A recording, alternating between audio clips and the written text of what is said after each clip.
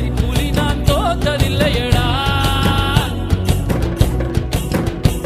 எங்க உரைய விட்டு வாழெடுத்தா ரத்த ருசி காட்டி வைக்கும் பழக்கம் எங்க குல வழக்கமடா.